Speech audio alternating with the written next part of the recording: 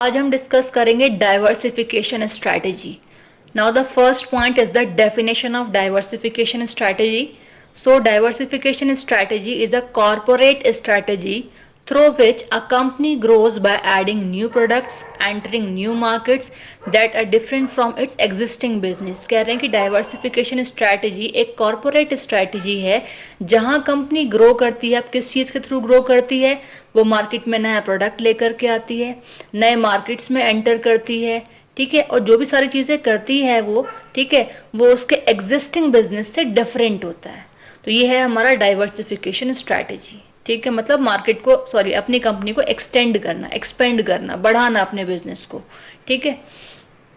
अब now the first point, मतलब next second point is after definition, diversification strategy is a business growth strategy. की जो diversification strategy है वो business की ग्रोथ करने के लिए एक स्ट्रैटेजी बनाई है in which a company expand its operations. कि जहाँ पे जो हमारी कंपनी है वो एक्सपेंड करती है अपने ऑपरेशंस को, अपनी वर्किंग को, बाय इंट्रोड्यूसिंग, किसके थ्रू? नए प्रोडक्ट्स के थ्रू. इट मीन्स क्या है, कंपनी क्या करती है, नए प्रोडक्ट्स लेकर के आती है, न्यू सर्विसेज प्रोवाइड करती है और एंटर करती है न्यू मार्केट्स में, जिससे कि क्या है, ऑल ओवर पूरे एरिया में जो हमारी कंपनी है वो एक्सपेंड कर सके, पूरा एरिया मार्केट का कवर कर सके. जितने ज़्यादा मार्केट्स को कवर करेगी कंपनी, इट मीन्स क्या है कि कंपनी जल्द से जल्दी प्रॉफिट भी अर्न कर पाएगी और ऑल ओवर पूरा मार्केट, जितना ज़्यादा मार्केट कवर करेगी उतना उसको प्रॉफिट अर्न होगा, उतना ही पब्लिक उससे अवेयर होगी, उतनी उसकी डिमांड इंक्रीज होगी. ठीक है.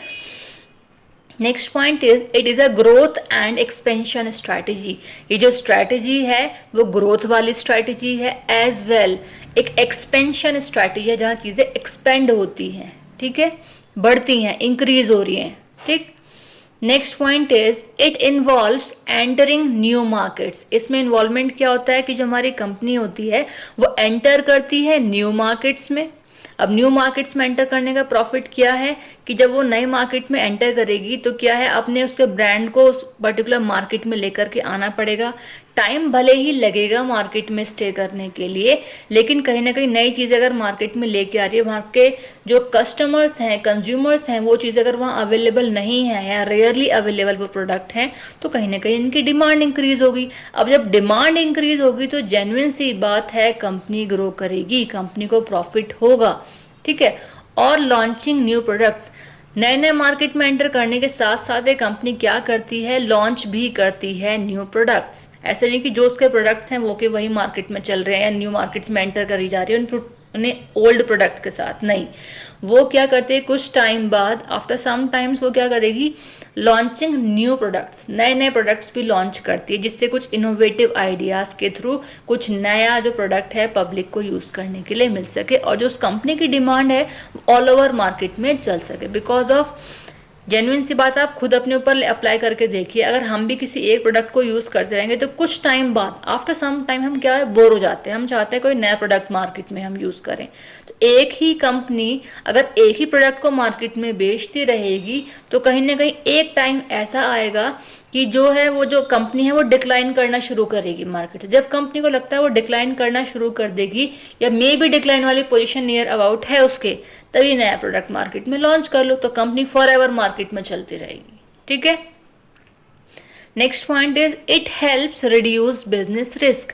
ये जो डाइवर्सिफिकेशन स्ट्रैटेजी है वो हेल्प करती है रिड्यूस करने में, कम करने में बिजनेस के रिस्क को. बिजनेस में रिस्क कब होता है, जब एक ही प्रोडक्ट है, ठीक है, एक ही मार्केट है, उसी मार्केट में सारे काम करनी है, उसी मार्केट में एक ही प्रोडक्ट को अपने बार बार उसका क्या बोलते हैं, मार्केटिंग करनी है, बार बार उसको सेल आउट करना है, तो वही बोरिंग वाली चीज़ें आ जाती हैं कस्टमर के बिहाफ पे और डिमांड डिक्लाइन होनी शुरू हो जाती है मार्केट से. ठीक है. Next point is it creates new sources of revenue and profit. की जो स्ट्रैटेजी है डाइवर्सिफिकेशन स्ट्रैटेजी, वो क्रिएट करती है नए सोर्सेज को. कौन से नए सोर्सेज को? रेवेन्यू जनरेट करने के लिए और प्रॉफिट जनरेट करने के लिए ही कंपनी डाइवर्सिफिकेशन स्ट्रैटेजी यूज करती है. मार्केट में, न्यू मार्केट्स में एंटर करती है, न्यू प्रोडक्ट को लॉन्च करती है. ठीक है. Next point is it allows companies to explore new business opportunities. कि ये जो डाइवर्सिफिकेशन स्ट्रैटेजी है ये अलाउ करती है कंपनी को कि वो एक्सप्लोर कर सके न्यू बिजनेस अपॉर्चुनिटीज. ठीक है। Next is it can be related और unrelated to the existing business. देखिए दो चीजें हैं इसमें, रिलेटेड और अनरिलेटेड। अब क्या है, कह रहे हैं कि जो मार्केट में नया प्रोडक्ट कंपनी लॉन्च करेगी वो उसके प्रीवियस प्रोडक्ट से, एक एग्जिस्टिंग प्रीवियस प्रोडक्ट बोल दो या प्रीवियस जो मतलब एग्जिस्टिंग, प्रीवियस तो नहीं कहेंगे, एग्जिस्टिंग बिजनेस से रिलेटेड भी हो सकता है और नहीं भी हो सकता। दोनों चीज़, दोनों पॉसिबिलिटी हैं, ठीक है। इट मीन्स अगर उसकी जो बिजनेस है, फॉर एग्जाम्पल आगे बताऊंगी, चलो एग्जाम्पल आगे शेयर करेंगे, आगे ये पॉइंट्स देख लेते हैं। It supports long term growth, कि जो ये सपोर्ट करती है लॉन्ग टर्म ग्रोथ। कंपनी ऐसा कर क्यों रही है जिससे कि आगे आने वाले टाइम में या लॉन्ग टर्म तक कंपनी ग्रो करती रहे, इसलिए तो कंपनी कुछ कुछ टाइम बाद कुछ नया कर रही है, ठीक है। अब नया करना in the sense new product को लॉन्च करना, न्यू मार्केट में एंटर करना। Next point is it helps improve market presence, ये हेल्प करता है इम्प्रूव करने मार्केट में जो उसकी प्रेजेंस होती है कंपनी की, एंड कॉम्पिटिटिवनेस, मतलब दो चीज़ें यहाँ पे कही गई हैं कि कंपनी की मार्केट में प्रेजेंस कैसी है उसको इम्प्रूव करता है, एज वेल मार्केट में कॉम्पिटिटर्स को बीट करता है, नए नए कॉम्पिटिशन्स को बीट करता है with the help of launching new products, ठीक है। Next is it reduces dependence on a single product और मार्केट, ये रिड्यूस करता है डिपेंडेंस किस चीज़ पे, एक सिंगल प्रोडक्ट पे, क्योंकि ये तो एक सिंगल प्रोडक्ट तो नहीं, ये तो कुछ कुछ टाइम बाद नया प्रोडक्ट भी लॉन्च करती है और नए नए मार्केट में भी एंटर करती है, ठीक है। तो ये वाली प्रॉब्लम भी यहाँ पे डिक्लाइन होनी शुरू हो जाती है, मतलब डिक्लाइन मतलब रिड्यूस, कम। तो यहाँ क्योंकि यहाँ पे एक ही सिंगल प्रोडक्ट नहीं है और एक ही सिंगल मार्केट नहीं है। Now the next point is it can increase the overall value of the business, ये चीज़ जो है वो increase करती है overall value business की, ठीक है। अब एग्जाम्पल बात कर लेते हैं, जो मैंने पहले नहीं बताया अब डिस्कस कर लेते हैं। A company that manufactures smartphones start producing laptops and smart watches. मैंने कहाँ बताने चाह रही थी मैं आपको इससे पहले, जब मैंने कहा था कि ये जो कंपनी है रिलेटेड या फिर अनरिलेटेड जो प्रोडक्ट है वो लॉन्च करती है, ठीक है। अब जैसे है कि एक ऐसी कंपनी है जो मैन्युफैक्चर करती है स्मार्टफोन्स को, ठीक है। तो वो क्या कर रही है, स्टार्ट कर रही है प्रोड्यूस करना लैपटॉप्स या फिर स्मार्ट वॉचेस, ठीक है। तो ये हो गया इसका example. Now the types of diversification strategy. अब डाइवर्सिफिकेशन स्ट्रैटेजीज के टाइप डिस्कस करते हैं। First type is related diversification, या फिर हम इसको कॉन्सेंट्रिक डाइवर्सिफिकेशन भी बोलते हैं। अब फर्स्ट पॉइंट इज, वैसे नाम से समझ में आ रहा है रिलेटेड, अब देखते हैं क्या कह रहे हैं। Company enters a new business that is related to its existing business, कि कंपनी एंटर करती है न्यू बिजनेस में जो कि रिलेटेड किससे होता है, उसके एग्जिस्टिंग बिजनेस से, ठीक है। नेक्स्ट पॉइंट क्या कहता है, सिमिलर टेक्नोलॉजी, मतलब सिमिलर टेक्नोलॉजी होती है, सिमिलर प्रोडक्ट होता है और सिमिलर ही हमारा मार्केट होता है जो यूज़ किया जाता है रिलेटेड डाइवर्सिफिकेशन में। अब एग्जाम्पल क्या कहता है, a smartphone company launching smart watches and tablet, एक स्मार्टफोन कंपनी है, ठीक है, वो लॉन्च क्या कर रही है, स्मार्ट वॉचेस और स्मार्ट टैबलेट्स, ठीक है। नेक्स्ट सेकंड पॉइंट है अनरिलेटेड डाइवर्सिफिकेशन, या फिर इसको हम कॉन्ग्लोमरेट डाइवर्सिफिकेशन भी बोलते हैं, ठीक है। अब लिखा है अनरिलेटेड, जहाँ रिलेशन एग्जिस्टिंग कंपनी के साथ या एग्जिस्टिंग प्रोडक्ट के साथ नहीं होता। अब क्या कहता है फर्स्ट पॉइंट, कि company enters a completely different business, जो कंपनी है वो एंटर करती है कम्प्लीटली डिफरेंट बिजनेस में, ठीक है। No relation between existing and new business, कोई रिलेशन, कोई संबंध नहीं होता एग्जिस्टिंग मतलब पुरानी कंपनी बिजनेस का हमारे न्यू बिजनेस के साथ। Example is a textile company, जो एक टेक्सटाइल कंपनी है जो कि स्टार्ट कर रही है एक होटल का बिजनेस, तो टोटली डिफरेंट हो गए हमारे दोनों, टेक्सटाइल बिल्कुल अलग है और होटल का बिजनेस बिल्कुल अलग हो गया, ठीक है। Third type is horizontal diversification. अब इसमें क्या है, company introduces new products for existing customer, कि कंपनी इंट्रोड्यूस करती है नए प्रोडक्ट्स को अपने एग्जिस्टिंग कस्टमर के लिए, ठीक है। New products may not be related to current products, जो न्यू प्रोडक्ट्स होते हैं वो हो सकता है कि नए प्रोडक्ट से रिलेटेड ना हो, ठीक है, ये मतलब करंट प्रोडक्ट्स रिलेटेड ना हो। Next point is helps increases sales and customer satisfaction. अब कंपनी ऐसा करती क्यों है, ये चीज़ कंपनी की क्या करती है, हेल्प करती है इंक्रीज करने में सेल्स और कस्टमर को भी सेटिस्फाई करती है।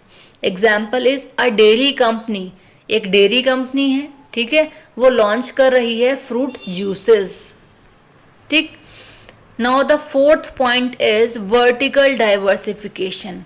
अब वर्टिकल में क्या है, company expends into different stages of production और डिस्ट्रीब्यूशन प्रोसेस, कि जो कंपनी है वो एक्सपेंड करती है अपनी डिफरेंट स्टेजेस को प्रोडक्शन में और डिस्ट्रीब्यूशन प्रोसेस में, ठीक है।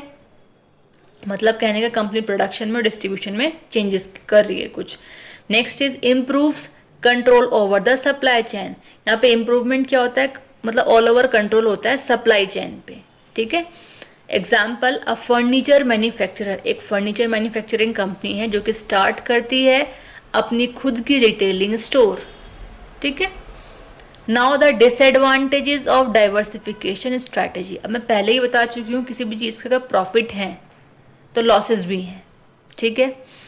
अब फर्स्ट पॉइंट क्या कहता है, requires high investment in capital. Genuine सी बात है कि अगर आपका एक बिजनेस है, आप उसमें कोई नया प्रोडक्ट लॉन्च करने वाले हैं, ठीक है, न्यू मार्केट में एंटर करने वाले हैं कुछ, है ना, तो अगर आप नया प्रोडक्ट लॉन्च कर रहे हैं तो नए तरीके, अगर टोटली डिफरेंट प्रोडक्ट मार्केट में लॉन्च करेंगे तो ऑल ओवर आपको हर चीज़ बिल्कुल न्यू तरीके से करनी पड़ेगी, ठीक है। न्यू मैन पावर लेकर के आनी पड़ेगी, न्यू जो क्या बोलते हैं, जो आपका प्लांट लेआउट है, सॉरी, प्लांट लेआउट आपको डिफरेंट करना पड़ेगा, ठीक है। तो सारी चीज़ें बिल्कुल टोटली डिफरेंट करनी पड़ेंगी। उसके लिए क्या होगा, आपको मनी इन्वेस्ट करनी पड़ेगी, कैपिटल इन्वेस्ट करना पड़ेगा, कैपिटल चाहिए होगा। तो कहीं ना कहीं एक आपकी बहुत एक्सपेंसिव स्ट्रैटेजी इसको आप कह सकते हैं कि अगर आपका प्रॉफिट अर्न होगा तो भाई प्रॉफिट से पहले एक्सपेंसेस भी तो हैं, और आप न्यू मार्केट में एंट्री करें तो आपको नहीं पता कि प्रॉफिट तो छोड़िए, जितना आप इन्वेस्ट कर रहे हैं आपको वो भी रिटर्न होगा या नहीं होगा, ठीक है। Next point is increases management complexity. जो ये चीज़ है वो इंक्रीज करती है मैनेजमेंट में कॉम्प्लेक्सिटी को। क्यों करती है, अब देखिए, अगर आप किसी न्यू, ऑलरेडी आपका बिजनेस है, आप अगर न्यू प्रोडक्ट को लॉन्च कर रहे हैं, कुछ नया कर रहे हैं, तो एकदम से आप सारी चीज़ें एकदम न्यू नहीं कर पाएंगे क्योंकि ऑल ओवर बहुत ज़्यादा कैपिटल उसमें लगेगी। तो कहीं ना कहीं आप अपने प्रीवियस जो एग्जिस्टिंग बिजनेस है उससे कहीं ना कहीं रिलेशन आपका रहेगा वर्किंग के रिगार्डिंग। तो वहाँ नए बिजनेस में जो आपने नया काम कर रहे हैं उसमें कहीं ना कहीं प्रॉब्लम क्रिएट हो सकती है क्योंकि आप न्यू चीज़ों को कर रहे हैं, एकदम से क्लियर कट चीज़ें नहीं होंगी, चीज़ों को प्लान करने में भी कॉम्प्लेक्सिटी हो सकती है, वर्किंग में कॉम्प्लेक्सिटी हो सकती है, ठीक है। तो ये सारी चीज़ें मतलब कॉम्प्लेक्स रहेगा आपका मैनेजमेंट, ठीक है।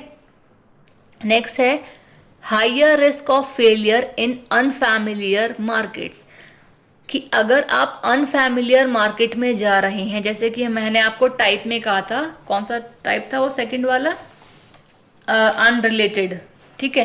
तो अगर ऐसी वाला टाइप में आप एंट्री कर रहे हैं उसके थ्रू तो क्या होगा, आपको बहुत ज़्यादा रिस्क होगा फेलियर का, क्योंकि आप न्यू मार्केट में जहाँ एंटर कर रहे हैं वहाँ आप अनफैमिलियर हैं चीज़ों से, फैमिलियर है ही नहीं, आपको नहीं पता वहाँ डिमांड किस चीज़ की है, ठीक है, कहाँ कस्टमर्स किस टाइप से मिलते हैं, मार्केट में किस तरीके से प्रोडक्ट को आपको मतलब प्रोवाइड करना है लोगों तक, डिमांड कैसे इंक्रीज होगी, आपके प्रोडक्ट के कस्टमर्स वहाँ अवेलेबल हैं या नहीं है, ठीक है। तो ये सारी चीज़ें आपको अनफेमिलियर रहेंगे, मतलब आप इन सभी चीज़ें, तो ये प्रॉब्लम फेस करनी पड़ सकती हैं, तो इसीलिए हायर रिस्क है आपको। Next cheese requires additional skills and expertise. अब आपको न्यू तरीके से आप सारे काम को कर रहे हैं तो आपको रिक्वायरमेंट होती है किस चीज़ की, कि आपके पास एडिशनल स्किल्स हों या फिर आप उस काम में एक्सपर्टाइज हों या फिर एक्सपर्टाइज मैन पावर को आप हायर करें, तो वो भी एक्सपेंसिव काम हो जाएगा, ठीक है।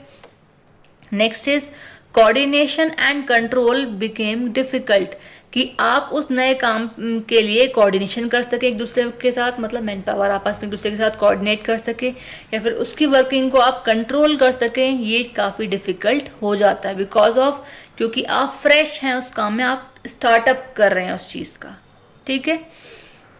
Next is returns may take a long time to realise, कि जेन्युइन सी बात है कि आप फर्स्टली किसी चीज़ में एंट्री कर रहे हैं कि मतलब आप न्यू है उस प्रोडक्ट को लेकर के, मार्केट में न्यूली आप एंटर कर रहे हैं उस चीज़ को लेकर के, तो नहीं पता कि आपको रिटर्न्स मिलेंगे भी या नहीं मिलेंगे। तो इस चीज़ के लिए आपको काफ़ी वेट करना पड़ेगा, लॉन्ग टाइम में इस चीज़ों का रियलाइज़ आपको होगा।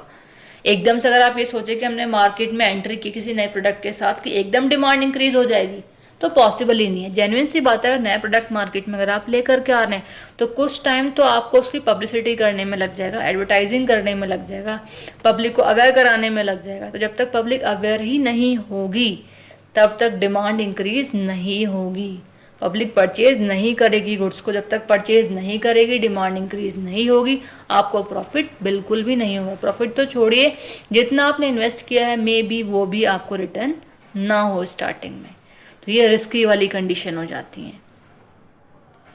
हम बात करते हैं ऑब्जेक्टिव्स ऑफ डाइवर्सिफिकेशन स्ट्रैटेजी कि ऑब्जेक्टिव्स क्या हैं डाइवर्सिफिकेशन स्ट्रैटेजी के। First point is to achieve business growth and expansion, कि आप अचीव करते हैं कि बिजनेस ग्रो कर जाता है और बिजनेस हमारा एक्सपेंड कर जाता है मार्केट में, ठीक है, क्योंकि आप न्यू प्रोडक्ट के साथ न्यू मार्केट में भी एंटर करते हैं और ओल्ड मार्केट में तो आपकी एंट्री ऑलवेज है ही है, ठीक है। Next is to increase sales and profitability, कि आपकी जो सेल्स है वो भी इंक्रीज होती है और प्रॉफिटेबिलिटी या फिर प्रॉफिट भी आपको इंक्रीज या प्रॉफिट भी आपका होता है, ठीक है। Next is to create new sources of revenue, ये एक तरीके से आपका न्यू सोर्स है किस चीज़ का, रेवेन्यू जनरेट करने का, इनकम जनरेट करने का, मनी अर्न करने का, है ना। Next is to utilise resources more effectively, अब क्या है कि जो आपके पास रिसोर्सेज अवेलेबल हैं उन रिसोर्सेज को आप इफेक्टिवली यूटिलाइज करते हैं डाइवर्सिफिकेशन स्ट्रैटेजी में।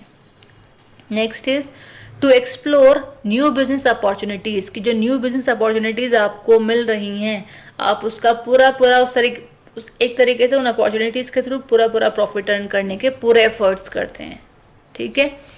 Next is to reduce dependence on a single product और मार्केट, कि आपकी जो डिपेंडेंस होती है एक सिंगल प्रोडक्ट पे या सिंगल मार्केट में वो रिड्यूस हो जाती है। क्यों रिड्यूस होती है?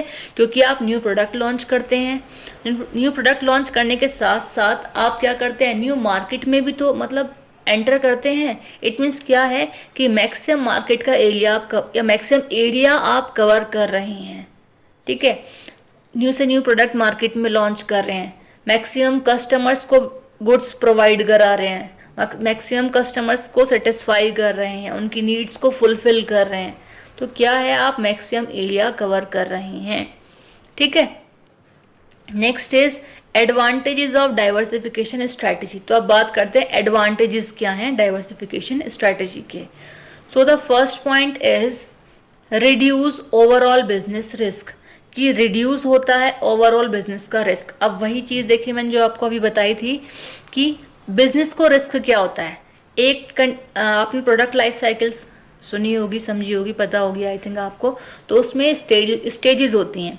इंट्रोडक्शन है स्टेज होती है जब मार्केट में नया प्रोडक्ट इंट्रोड्यूस होता है, मेच्योरिटी वाली होती है, 4 स्टेजेस होती है। आई थिंक थोड़ा हौच पौच हो जाए लेकिन मतलब एक एग्जाम्पल के थ्रू बस समझ लीजिए आप इस चीज़ को। इंट्रोडक्शन हो गया, ग्रोथ हो गई कि जो हमारा प्रोडक्ट है मार्केट में धीरे धीरे ग्रो करना स्टार्ट हो गया, डिमांड इंक्रीज होनी स्टार्ट हो गई, पब्लिसिटी के आफ्टर पब्लिसिटी डिमांड इंक्रीज होनी स्टार्ट हो गई। फिर मेच्योरिटी आती है कि मार्केट में जो प्रोडक्ट है वो मेच्योर हो गया, all over demand top level पे चल रही है।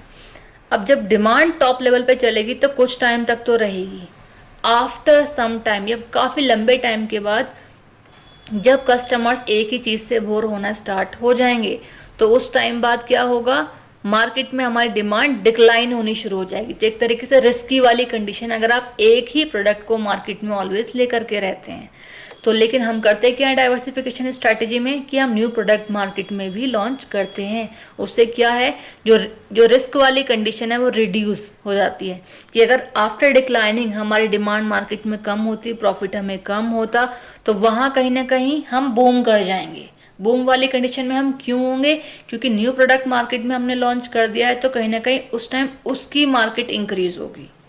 तो ऑल ओवर अगर हम बात करें कि बिजनेस का जो रिस्क है वो रिड्यूस हो जाता है डाइवर्सिफिकेशन स्ट्रैटेजी में, ठीक है।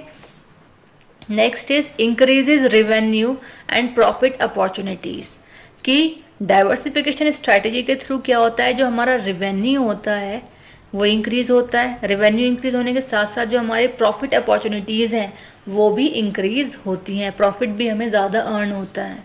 ठीक है, तो जो अपॉर्चुनिटीज़ हमें मिल रही हैं, क्या अपॉर्चुनिटी मिल रही है, न्यू मार्केट में हमने एंटर किया, न्यू कस्टमर्स को हम सेटिस्फाई कर सकते हैं, उनकी नीड्स को फुलफिल कर सकते हैं, तो इस चीज़ से क्या होगा, इंक्रीज होगा हमारे प्रॉफिट में। ठीक है, next is helps achieve long term growth, कि जो डाइवर्सिफिकेशन स्ट्रैटेजी है वो हमें हेल्प करती है क्या अचीव करने में, लॉन्ग टर्म की ग्रोथ, कि लंबे समय तक हम ग्रोथ में रहें, हमारी कंपनी ग्रो करती रहे।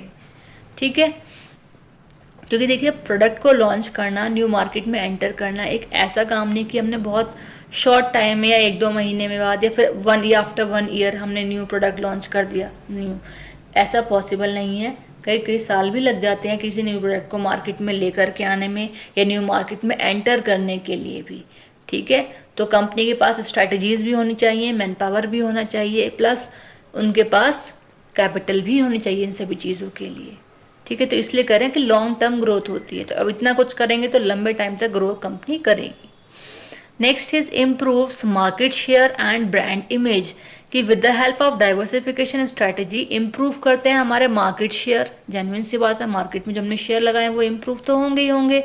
ठीक है, एंड ब्रांड इमेज, हमारी जो ब्रांड की इमेज, ब्रांड मतलब हमारा एक तरीके से कंपनी का नाम है, प्रोडक्ट का नाम है, तो एक तरीके से ब्रांड बन गया है हमारा मार्केट में। पब्लिक जब उससे अवेयर हो गई, एक मेच्योरिटी वाली स्टेज में अगर हम हैं, तो कहीं ना कहीं जो ब्रांड की इमेज है वो भी इम्प्रूव होगी। ठीक है, next is create competitive advantage, कि हमें करना क्या है, क्रिएट करने हैं। मार्केट में जो कंपटीशन होते ही रहते हैं, कॉम्पिटिटर्स हमारे मार्केट में आते रहते हैं, हमें उनसे अपडेट रहना है पहली बात। नेक्स्ट थिंग इज दैट कि उन कॉम्पिटिटर्स को हमें बीट भी करना है, तो वही कह रहे हैं कि क्रिएट करनी है कॉम्पिटिटिव एडवांटेज, इसके अगर आप कंपटीशन बीट कर रहे हैं, आपको कॉम्पिटिटर्स मार्केट में दिख रहे हैं, तो उसका आपको फ़ायदा उठाना है, आपको उन्हें कैसे बीट करना है ये प्लान करना है, उसके थ्रू आपको करना।